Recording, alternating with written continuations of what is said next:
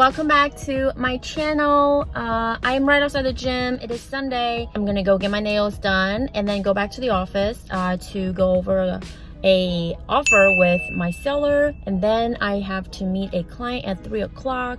Also planning on editing a few videos and film one. So I'll see you guys when I get back to the office.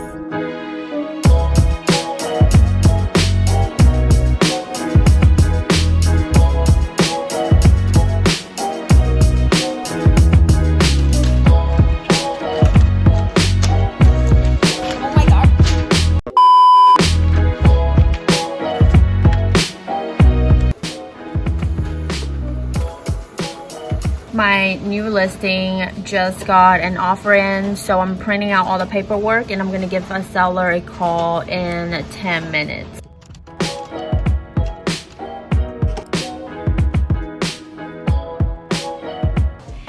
Hi guys, welcome back to my channel. In today's video, it is going to be a Q&A. The first question is, when you have an active listing, do you send out flyers or marketing materials to the neighbors? I feel like my active listing is not moving. I already tried to lower the price with the seller and they are not having it. So everybody knows the property are not selling. There are 3 reasons. 1 is the price, 2 is the condition, and 3 is marketing. Since she already has it on the MLS, I don't think exposure is the issue here. I definitely think the price is definitely the reason why. It also comes very challenging for myself. When I was new, I just really don't have the courage to tell the seller, don't start too high. I just don't have the confidence. You know, what I was trained to do is, if the seller has really high expectation, I tell them what I think the price is. If the price is way off, I just walk. I don't want to put in any effort. I don't want to put in any time. If this listing is way off, it's not selling, everything I do is just charity work. So at this point, for this particular agent, I think what she needs to do is definitely talk to the seller, let them know and considering to do a price reduction. Right now, it's almost New Year, first week of January, and tell them to lower the price the first week of January, because that's when people are seriously start looking homes again. So that's how I would do it. And also with her mindset, I think, you know, not too stressed out about your past deal or your current deal. Always put your focus on the future business. If everything I signed, all my active listings, I try not to worry about it too much. I put in my full effort, and if they're not selling, they're not selling. You know, I tell the seller what I think. If they don't listen to me, then that's their issue. So I'm just gonna keep on doing my job and focus on the future business. Second question I get is from this agent. She said, I know you don't do rental properties, but can there be a video on how that works or breakdown of that process? Also, can you do a video on how to handle when your buyer is super picky and won't budge on the budget? So I don't really do rental properties anymore. Basically how rental works is there's the listing side, there's also the tenant side. So basically a rental listing that's on, they posted on MLS. What the listing agent wanted to do is to have you bring them a qualified tenant. So let's say if the 1 month rent is $2,000, and usually they are supposed to put 3 months up front, first, last, and security, and the security is equal to 1 month rent, and that is actually the commission of both agent. So the listing agent keeps $1,000 and you keep your $1,000. However, what I find out is a lot of time the listing agent, even they put it on MLS, but they will want to find their own tenant, and that way they, instead of making $1,000, they can make $2,000, unless the price was really high, they happen not to have a tenant. But if it's a really good rental listing, most likely they will have their own way to find their own tenant. And for you to show up with a tenant that doesn't have a good credit and doesn't have a good application, I feel like sometimes it's a waste of your time. That's just my personal opinion.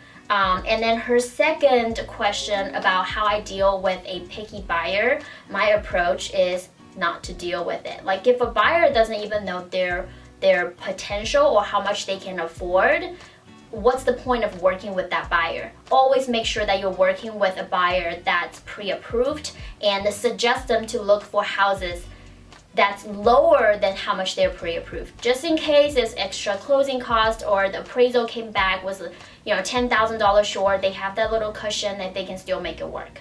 The first question on the comment section is, hi Luna, would love to know what you typically, after getting the listing while working with the sellers, for example, do you go through the home and schedule contractors for the seller to paint? What do you do when do you do your open house? Do you always get professional photos? Things like that. So that's a very good question. I do not suggest any of my sellers to do any extra repairs unless my seller himself is a contractor. Most likely you will get the most profit if you sell your house as is, condition wise. As far as the open house, I normally don't do any open house. I mean, it has something to do with majority of my price point. I think every serious buyer always have a realtor, so I don't believe in, you know, selling my house just to a buyer happen to walk in during the open house. Normally they're nosy neighbors, but that could be varies if your price point goes higher, you know, different market, it might work differently with different people. But personally, me, I don't really do any open houses. Do I always get professional photos? Once again, depends on the price point. Sometimes if my listings are very, you know, there's a lot of personal items from the tenant or the homeowner, they prefer not to have professional photos taken, that's fine. I'll just snap a few pictures of the kitchen, the bathroom, the bedroom, because these are the features that usually sell the house, and I'll snap a picture of the front and the back of the property. Sometimes if they feel more comfortable, I'll let the homeowner to take their own pictures of their house if they wish. The next question I got is, give us an idea, perhaps a video on how to prepare the first listing appointment, potential first listing, first meeting with a cold prospect. So my suggestion for your first ever listing appointment, I'll say go with a cool mindset. Don't go in with a mindset as, I want to get a listing, I want to get the first commission check. Like, go in the mindset as, hey, is the seller need your help? Like, how can you help the seller? Ask them where they are moving to, if they has any obstacles about moving, whether can they sell the house or not, if there's anything, are they ready? Like, is there any other decision maker that they need to spoke to? Do they need any advice on how to, you know, pack the stuff, like what needs to be fixed before they're putting their home on the market, stuff like that. Think of as you are the seller rather than you are the agent who are just expecting a commission check. What I find out with seller compared to buyer is, first-time home buyer, it's always a very happy situation where they find their home. However, the situation with sellers is normally distressed sellers or sellers that they don't necessarily want to move, but they have to move. Really find out the reason why they're moving and how you can help in any other way.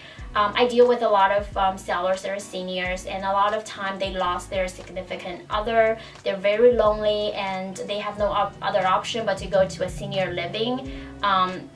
So by the time they're selling their house, they're really saying goodbye to all the good memories that they have in the house. It's really a bittersweet experience rather than a business transaction. So as an agent, what I normally do is I will walk through with them for every situation, like every detailed situation, guide them and be there for them if they need anything, if they need any help, if they're stressed with anything that's going along with the transaction. So just have a right mindset and you know, do your homework, do the research, but there's another pro tip. Don't ever bring up the comps when you are talking or during the listing presentation. Just give them a best price opinion on what you think.